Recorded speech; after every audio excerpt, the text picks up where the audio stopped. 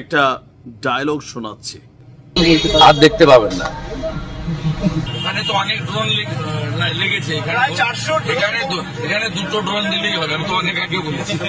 বাংলাদেশ যে মিডিয়া দেখা যাচ্ছে বারবার পাকিস্তানের পক্ষে কথা বলতে, আর দেখতে পাবেন না। নিশ্চয় শুভেন্দু অধিকারীর এই বক্তব্য শুনে আপনার জিদ হচ্ছে, কিন্তু আপনাদেরকে আমি এখানে একটা তথ্য দিতে চাই। যুদ্ধ হচ্ছে ভারত পাকিস্তানের। বাংলাদেশ ভারতের অঙ্গরাজ্য না, আবার পাকিস্তানেরও অঙ্গরাজ্য না।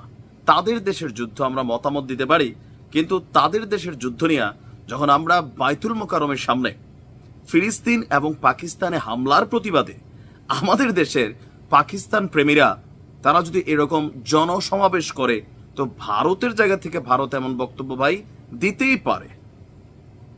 আমার কাছেও আশ্চর্য লাগে যে ভাই আমরা কেন এই যুদ্ধের মধ্যে নিজেদেরকে দুইটা জাতি হিসাবে বিভক্ত করছি। আমরা মিডিলে আছি ভাই, আমাদের দেশ নিয়ে নানান সমস্যা, আমরা এটাতে থাকা উচিত।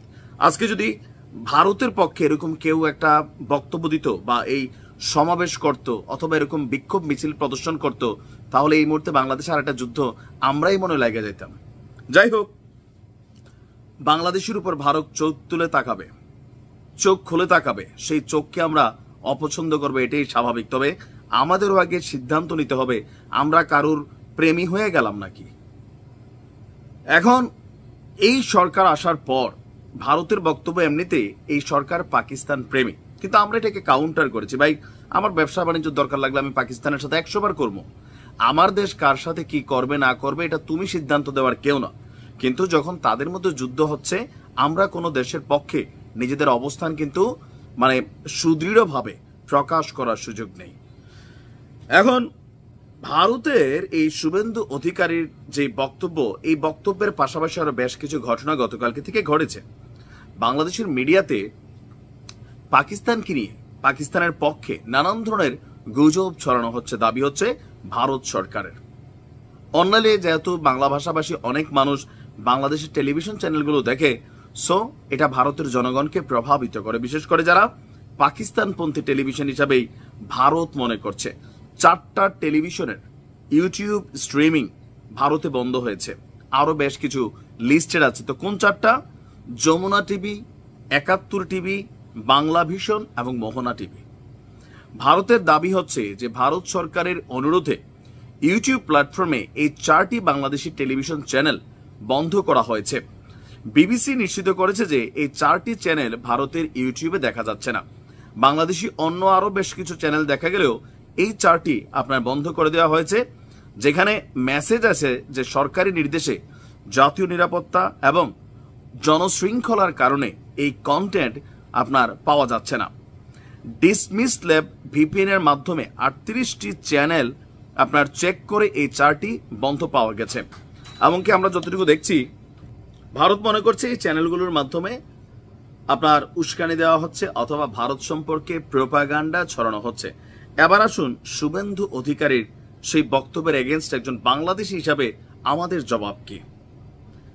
যে কথায় কথায় এই যে ড্রোন পাঠাই দেব, ছুটিয়ে লাল করে দেব আমরা, কিন্তু তোমার মনে রাখতে হবে শুভেন্দু অধিকারী, এটা আগের যুগ নয়। তোমরা পাকিস্তানের সাথে 400টা পাঠাচ্ছ, বাংলাদেশে 2টা ড্রোন পাঠালে চলবে। এই যে হুমকি, এই হুমকিগুলোর কারণে আজকে তোমাদেরকে সবাই মিল্লা যাইত্যা ধরে।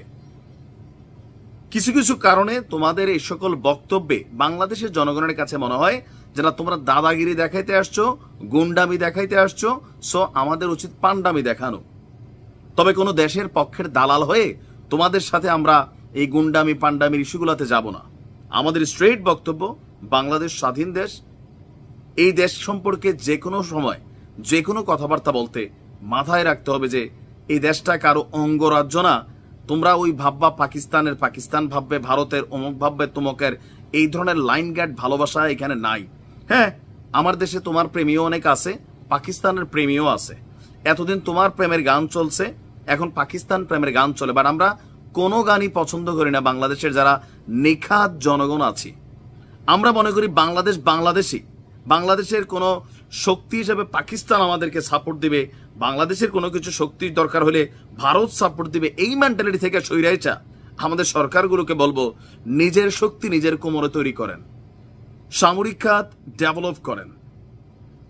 আমাদের নিজস্ব যে এই সকল জিনিসগুলোর জন্য এই রাষ্ট্রগুলোর উপর নির্ভরশীল থাকতে হচ্ছে, সেই জায়গাগুলা নিজেরা ডেভেলপ করেন, যেন আমরা কারুর পীড়িতি দেখাইতে না হয়, আমরা আমাদের জায়গা থেকে যেন নিজেদের কোমরটা সোজা করে দাঁড়াইতে পারি।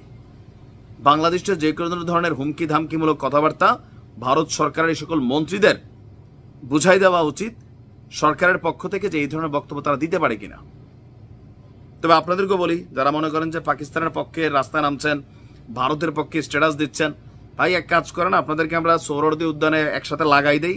ভারত প্রেমী পাকিস্তান প্রেমীরা আপনারা নিজেরা নিজেরা একটা যুদ্ধ করে ফেলেন মিনি, তবে বাংলাদেশকে কোনো ধরনের হুমকির মুখে ফেলবেন না।